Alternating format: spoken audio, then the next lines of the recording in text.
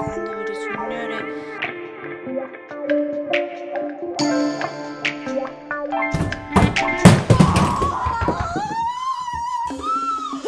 Hai, apa kabar kalian? Sehat lah ya? Kembali lagi di channel Van Halen Movie. Kali ini kita mau review film Love Reset tahun 2023. Film bergenre komedi romantis ini akan menceritakan tentang sepasang suami istri yang pernikahan mereka diambang perceraian. Keduanya sudah sepakat ingin bercerai dan menunggu hasil sidang. Namun, dalam masa perceraian, tiba-tiba mereka berdua mengalami kecelakaan dan membuat keduanya hilang ingatan. Lah, terus bagaimana kelanjutan hubungan mereka kalau sama-sama lupa ingatan? Apakah mereka bakal tetap cerai atau malah lupa kalau mereka ingin bercerai? Ya udah, Wak, tanpa basa-basa lagi, kita langsung aja ke ceritanya. Intro.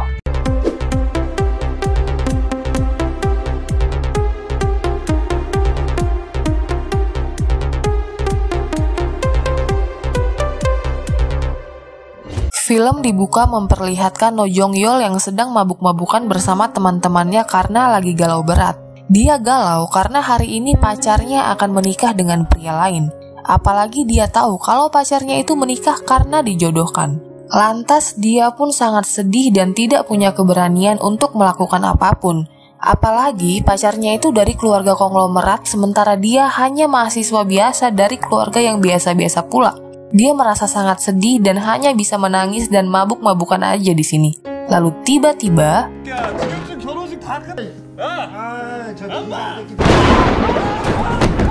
dan tidak disangka yang datang itu adalah pacarnya.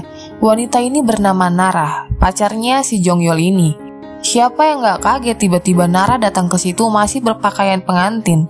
Nah, di situ yang kocaknya, Jong Yeol langsung minta maaf karena sebenarnya Nara sebelumnya menyuruh Jong Yeol untuk menculiknya dan membawanya kabur dari pernikahan yang tidak dia inginkan itu, Wak. Tapi si Jong Yeol ini sangat cupu dan tidak punya keberanian melakukan itu, malah mabuk-mabukan di sini. Nah, setelah kejadian itu, Nara menyuruh pacarnya ini untuk berani menjumpai ibu Nara secara langsung untuk meminta restu. Meski dia hanya pria miskin dan tidak punya apa-apa, Jong Yeol mencoba bertemu langsung dengan ibunya si Nara, Wak. Di situ dia terlihat sangat ketakutan, apalagi melihat ibunya Nara yang terlihat sangat galak dan kaya raya. Jong Yeol sangat gugup, bahkan banyak salah tingkah. Di situ ibunya Nara bertanya apa kerjaannya dan berapa tabungannya sampai dia berani mendekati anaknya. Ya jelas aja si Jong Yeol emang gak ada apa-apanya ya kan. Dia hanya seorang mahasiswa hukum yang belum lulus kuliah. Tapi entah apa yang dipikirkan si Nara, kok malah memilih pria seperti dia ini. Kemudian ibu Nara tidak banyak omong dan memberikan sebuah amplop. Awalnya Jong Yeol berpikir ibunya Nara memberikan uang agar dia menjauhi putrinya. Tapi tak disangka ternyata mama si Nara ini malah memberikan uang itu untuk dia pakai membelikan rumah agar mereka bisa tinggal bersama setelah menikah nanti, Wak. Ya jelas si Jong Yeol tak menyangka ya kan bahwa dia akan diterima sebagai menantunya dan tidak hanya itu, dia bahkan diberikan modal, Wak. Tapi ada satu lagi tugas yang harus diselesaikan si Jong Yeol ini. Dia harus meminta restu dari bapaknya si Nara. Berbeda dari ibunya Nara yang lebih tenang, bapaknya Nara ini lebih galak dan seorang militer. Dia emosi dan marah-marah ketika tahu kalau putrinya akan menikah dengan pria rendahan seperti ini. Di sini Nara berusaha membela kekasih hatinya itu, Wak. Begitu juga dengan adiknya Nara, mencoba untuk menenangkan ayahnya juga. Tapi ayahnya masih bersikeras tidak menerimanya. Bahkan ayahnya mengambil senapan dan ingin menembak Jong Yeol di situ. Walaupun begitu, Jong Yeol tetap berlutut dan tidak menyerah. Dan di sini juga Nara menahan ayahnya agar tidak menembak kekasihnya. Nara sudah sangat yakin dan ingin menikah dengan Jong Yeol. Melihat kekukuhan dari mereka berdua, akhirnya ayah dan ibu Nara menyetujui hubungan mereka. Dan akhirnya mereka pun menikah dengan pesta yang sederhana, namun terlihat mereka berdua sangat bahagia. Setelah beberapa tahun mereka berumah tangga, semuanya berubah. Awalnya kehidupan rumah tangga mereka romantis, namun semakin lama semakin tidak akur. Sifat masing-masing dari keduanya mulai terlihat setelah mereka berumah tangga. Mereka lebih sering bertengkar dan sibuk dengan urusan masing-masing. Yongyol sekarang bekerja sebagai advokat, sementara Nara sibuk membuat film-film karena dia sekarang adalah seorang sutradara. Hubungan mereka sekarang benar-benar buruk dan setiap hari bertengkar. Nara tipe orang yang masa bodoh dan lebih suka menghabiskan waktu senggangnya dengan minum-minum aja. Ya wajar, bisa dibilang selama Jongyol belum bekerja dan masih kuliah, semua kebutuhan mereka Nara yang biayain. Karena Nara emang anak orang kaya dan sudah bekerja juga. Sementara Jongyol adalah seorang mahasiswa yang rajin dan tahu diri juga. Meski istrinya orang kaya, dia tetap berusaha untuk menggapai cita-citanya. Hingga akhirnya dia berhasil menjadi seorang advokat hukum. Di sisi lain, perbedaan background keluarga juga sering menjadi konflik mereka. Yongyol dari keluarga biasa-biasa aja, sementara Nara dari keluarga kaya raya, membuat culture mereka sangat tidak cocok. Bahkan orang tua Jongyol dan orang tua Nara juga tidak begitu akur, Wak. Nah sekarang, karena begitu banyak konflik yang terjadi, mereka berdua pun sepakat ingin bercerai karena sudah merasa tidak cocok. Keduanya saling membela diri mereka sendiri di depan persidangan. Jongyol mengatakan kalau istrinya ini adalah pemabuk, tidak bisa mengurus rumah, dan hanya selalu mengandalkan uang saja. Terkadang, Jongyol juga merasa istrinya ini sombong karena lebih kaya dibanding dirinya. Bahkan, Jongyol juga menuduh kalau istrinya ini telah selingkuh dengan teman kerjanya. Sementara itu, Nara juga menyerang balik. Dia mengatakan sekarang sudah merasa tidak cocok lagi dengan suaminya ini. Nara menganggap suaminya adalah seorang pecundang dan tidak layak menjadi suami. Nara juga merasa dibenci oleh keluarga Jongyol, dan tidak hanya itu, Nara juga menuduh suaminya ini berselingkuh dengan rekan kerjanya di kantornya. Jadi Nara juga merasa pernikahan ini sudah tidak ada artinya lagi. Semuanya sudah sia-sia. Lalu Jongyol juga tidak mau kalah. Dia menceritakan sebuah kejadian yang pahit yang membuat dia benar-benar sakit hati dengan istrinya ini. Di malam saat Jongyol sudah tertidur karena besok paginya dia harus bangun pagi sekali untuk ujian akhir, Nara pulang larut malam dalam keadaan mabuk dan malah mengganggu tidur Jongyol. Tidak cuma sampai di situ. Besoknya saat Jongyol terbangun, dia juga melihat dapurnya dipenuhi oleh asap karena istrinya masak tapi malah ketiduran, Wak. Di situ Jongyol sangat kesal karena istrinya benar-benar tidak peduli dengannya. Jongyol menganggap istrinya hanya peduli dengan dirinya sendiri dan hanya peduli dengan film-film buatannya yang gak seberapa itu. Lantas, mendengar perkataan itu, Nara pun ikutan emosi karena karyanya disepelekan oleh suaminya. Adu gagasan antara mereka berdua pun semakin panas. Udah kayak debat capres aja ya kan? Mas Anies. Sorry ya. Hingga akhirnya persidangan menyetujui perceraian mereka. Namun mereka diberikan waktu selama 30 hari untuk masa pertimbangan. Nah setelah dari situ mereka berdua pun pulang dan cukup lega. Karena itu artinya mereka hanya perlu menunggu 30 hari dan setelah itu mereka pun sah untuk bercerai. Lalu mereka berdua pun pulang. Di jalan, lagi-lagi nih Wak, lagi-lagi mereka bertengkar gak jelas. Karena sibuk bertengkar, akhirnya mereka pun tidak fokus dan mereka mengalami kecelakaan. Akibat kecelakaan itu, mereka berdua pun dibawa ke rumah sakit. Orang tua mereka berdua sangat senang karena anak mereka terlihat baik-baik saja.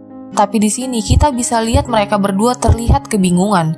Dan yang lebih mengagetkannya lagi, mereka berdua tidak mengingat apapun. Nara dan Jongyol pun juga tidak saling mengenal. Bahkan tidak mengenal orang tua mereka sendiri. Setelah dokter memeriksa lebih lanjut, mereka berdua mengalami amnesia, Wak. Dokter pun menyarankan agar mereka diberikan waktu dulu. Nah, adiknya si Nara ini yang bernama Yongji malah menyarankan bagaimana jika memukul kembali kepala mereka seperti yang ada di film-film. Apakah bisa membuat mereka sembuh? Tentu saja itu cuma di film-film.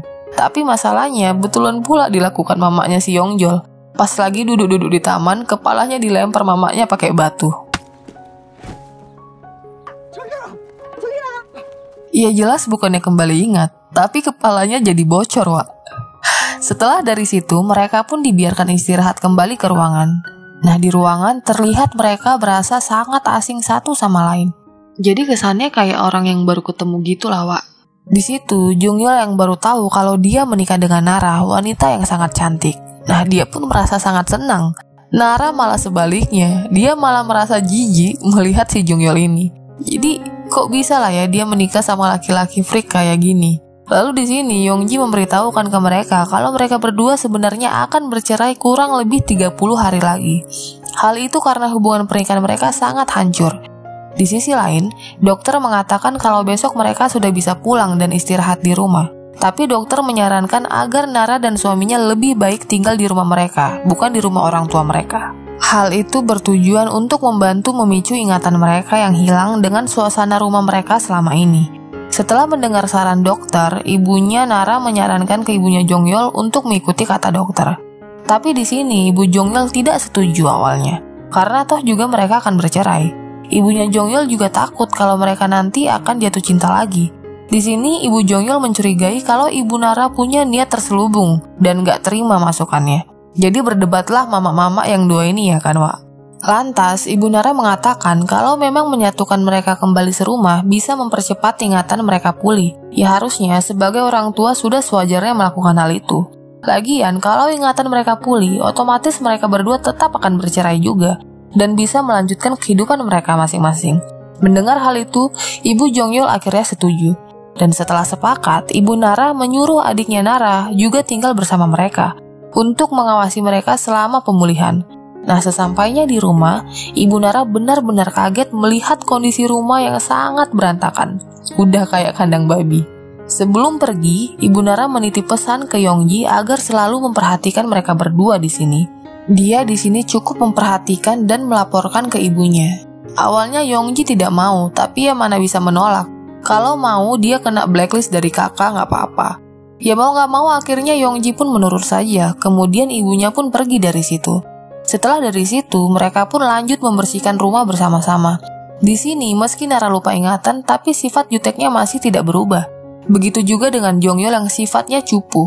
Bahkan di sini dia nurut aja tuh waktu dimarahin adiknya Nara. Beda dengan Nara yang sifat aslinya tetap keluar. Bahkan dia memukul adiknya dengan paha ayam karena kesal dengan ocehan adiknya ini. Dipukul pakai paha ayam goreng dong. Oke lanjut, beberapa hari pun berlalu. Ibunya Nara membuat acara party kecil-kecilan dan mengundang semua teman-teman Nara dan juga Jongyol. Di party itu, semua undangan disuruh untuk menceritakan masa lalu mereka pada Nara dan Jongyol dengan harapan ingatan mereka berdua bisa kembali. Lalu suatu persatu tamu datang ke depan untuk bercerita, mulai dari teman sekolah, guru, keponakan, dan saudara. Semua datang untuk bercerita masa lalu mereka dulu. Namun hal itu tidak begitu banyak membantu, Wak. Beberapa saat kemudian, Jongyol bertemu dengan sahabatnya di toilet. Temannya bernama Bae ini menceritakan awal mula pertama kali Jongyol ketemu dengan Nara. Dikala itu di sebuah klub malam, Jongyol bersama teman-teman kampusnya sedang nongkrong. Tapi di situ Jongyol bisa-bisanya belajar, Wak, cobalah. Luar biasa kan dia, sampai PR-nya pun dibawa ke tempat joget. Nah setelah dari situ teman-temannya pulang dan dia memanggil waiters untuk meminta bil. Nah disitulah pertama kalinya Jongyol dan Bae juga bertemu. Di situ Jongyol padahal ingin meminta bil, tapi Bae salah mendengar dan mengira Jongyol meminta wanita.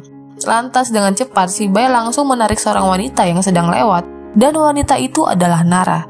Karena udah terlanjur duduk, Jongyol pun memberikan minuman untuk Nara dengan mengumpulkan semua sisa-sisa minuman mereka tadi. Wah nggak mau rugi ya. Tapi karena Jongyol adalah pria yang kaku dan mencoba ramah sambil memberikan senyuman terbaiknya. Tapi itu malah membuat Nara jijik dan ketakutan, Wak. Kemudian meninggalkan Jongyol di situ. Setelah dari situ, Bae pun kesal dengan Jongyol dan marah-marah. Percuma dia ngasih cewek mantap, tapi malah tingkah Jongyol membuat jijik. Kemudian saat akan pulang, tidak sengaja Jongyol melihat Nara sedang tersedak sesuatu. Dengan cepat Jongyol pun menolong Nara dan mengeluarkan bola kecil dari tenggorokannya. Oh alah, kok bisa pula lah si kawan ini nelan bola. Oke lanjut, karena melihat Nara sudah tidak kuat lagi dan mabuk juga, akhirnya Jongyol membawa Nara ke rumah sakit.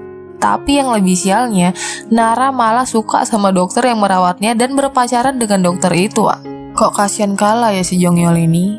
Oke, setelah beberapa waktu, Jongyol bertemu lagi dengan Nara saat sedang menonton pertandingan baseball. Jongyol melihat Nara dari kejauhan dengan tingkah konyolnya.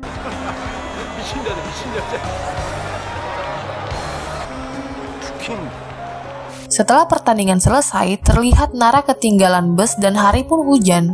Lalu dari belakang Jongyol memayungi Nara. Dia kemudian mengajak Nara pulang bareng dengan dia dan sahabat-sahabatnya. Lalu di situ, karena Jongyol emang pemalu, dia mengajak Nara nonton bareng bisbol lagi bersamanya lain waktu, namun dengan tulisan yang dia buat di bola bisbol. Nara melihatnya pun merasa lucu melihat tingkahnya si Jongyol ini, dan akhirnya mereka pun bertukar nomor HP dari situ, Wak. Dan begitulah kisah pertama kali mereka bertemu. Oke, kembali ke waktu yang sekarang. Di situ mereka berdua mendapatkan treatment untuk menggali kembali ingatan mereka. Jongyol saat dihipnotis, dia menggigau tentang ingatannya yang sangat penting. Dia mengingat kenapa dia bisa sangat benci sekali pada istrinya itu. Hal itu karena di momen dia akan berangkat ujian akhir, dia melihat dapurnya terbakar karena istrinya ketiduran saat masak. Lalu Nara juga menggigau dan menjawab kalau dia sebenarnya pagi itu ingin membuatkan sarapan untuk suaminya. Karena dia tahu suaminya punya penyakit lambung dan harus sarapan sebelum berangkat ujian. Tapi karena Nara sangat mabuk, akhirnya dia pun tertidur dan membuat masakannya gosong. Kemudian mereka berdua pun disadarkan, tapi mereka tidak tahu apa yang baru saja terjadi. Setelah dari situ, ibu Nara dan Jongyol pergi ke dokter dan meminta saran. Lalu dokter menyarankan ke mereka sebaiknya mengirimkan Nara dan Jongyol kembali ke tempat kerja mereka. Hal itu bisa membantu mereka menggali kembali ingatan mereka yang hilang. Lantas, Jongyol dan Nara pun disuruh pergi ke tempat kerja mereka kembali. Tapi hal itu pun percuma saja. Bahkan mereka juga nggak kenal sama rekan kerja mereka ataupun atasannya. Ya udah tuh, mereka pun akhirnya kembali pulang. 20 hari pun berlalu semenjak kecelakaan itu. Hari semakin hari terlihat Nara dan Jongyol yang awalnya asing, kini mulai dekat. Meski belum mengingat, tapi mereka malah tidak sadar melakukan kebiasaan-kebiasaan mereka sehari-hari. Seperti pagi ini, mereka tidak sadar sedang gosok gigi bareng. Lantas pas sadar, mereka pun langsung kaget.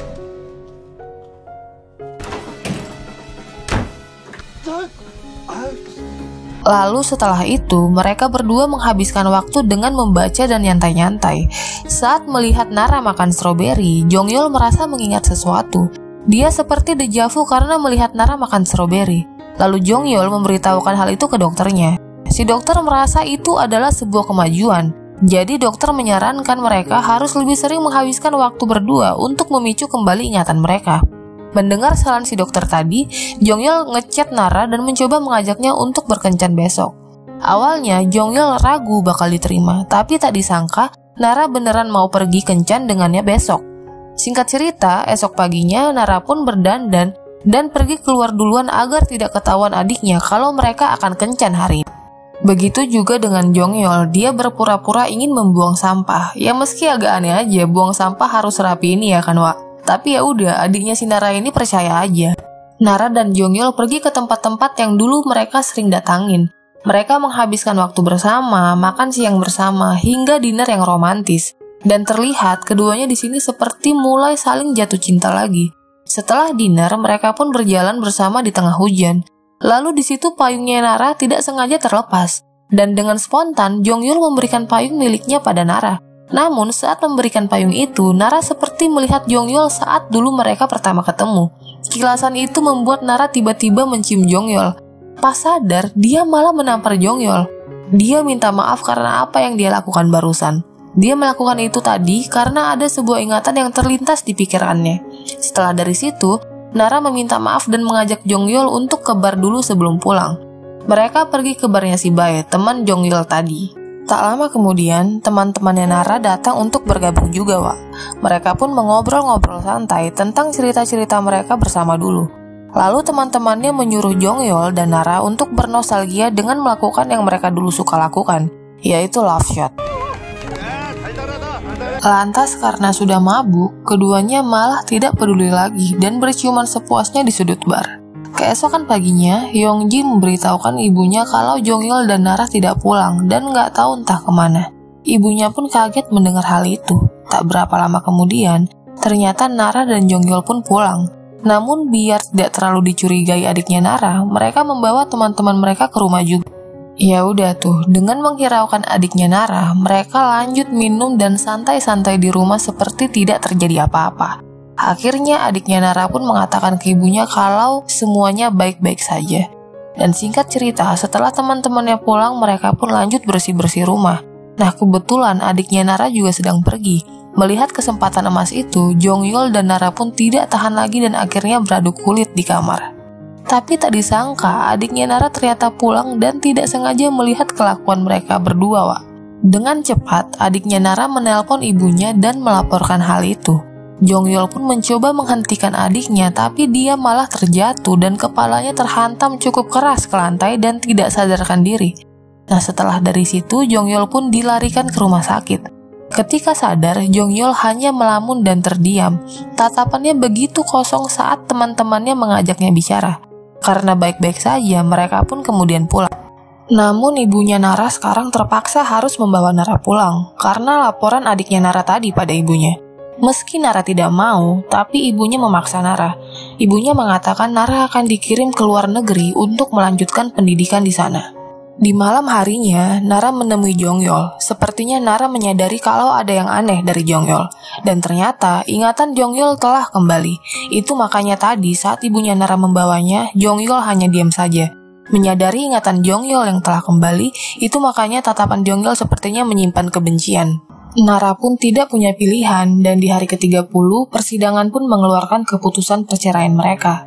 Setelah keputusan itu keluar, Nara tidak banyak bicara. Sebenarnya di sini, Wak, Nara yang merasa sakit, karena dia telah jatuh cinta lagi dengan Jongyol di ingatannya yang sekarang. Sementara ingatan Jongyol telah kembali dan sekarang dia tidak ingat kalau mereka telah jatuh cinta sebelumnya. Nara pun kembali ke rumahnya dan bersiap-siap untuk berangkat ke New York besok. Di situ, ibu Nara melihat Nara tak begitu bahagia. Dia merasakan kesedihan dari putrinya itu. Di sisi lain, Jongyol dan teman-temannya sudah beres-beres karena mereka akan pindah. Lalu tiba-tiba, ibunya Nara datang ke situ. Tapi ibunya datang seperti memberi pesan terselubung. Dia menyuruh Jongyol segera pindah hari ini juga. Tapi dia juga mengatakan kalau Nara akan terbang ke New York malam ini. Setelah mengatakan hal itu, ibunya pun pergi. Entah Jongyol sadar atau tidak maksud dari pesan itu, padahal maksud ibunya sudah jelas, menyuruh Jongyol untuk mengejar Nara ya kan, Wak? Singkat cerita, di malam harinya, Jongyol dan temannya pun makan setelah beres-beres rumah. Di situ Jongyol mulai galau dan kepikiran terus dengan Nara. Teman-temannya juga menyarankan agar Jongyol seharusnya mengejar Nara ke bandara. Tapi menurutnya semua sudah terlambat karena mereka telah bercerai tadi pagi. Nah, temannya mengatakan masih ada kesempatan, karena sidang punya waktu 90 hari untuk masa pembatalan perceraian itu. Dan secara hukum mereka masih bisa rujuk kembali. Mendengar hal itu, Jongyol mencoba mengingat lagi kilas balik dirinya dengan Nara, istrinya itu. Dia mencoba mengingat-ingat alasan yang membuat dia menikah dengan Nara. Meski sangat berat mengingat apa yang membuat dia bisa mencintai Nara, tapi Jongyol tidak peduli. Hatinya seolah menyuruhnya untuk segera pergi ke bandara mengejar Nara. Jongyol pun secepat mungkin langsung pergi.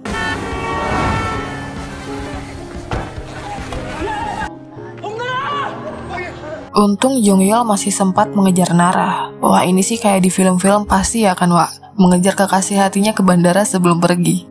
Di situ Jongyol mengungkapkan semua isi hatinya ke Nara. Dia sekarang benar-benar tahu kenapa dia memilih Nara menjadi istrinya.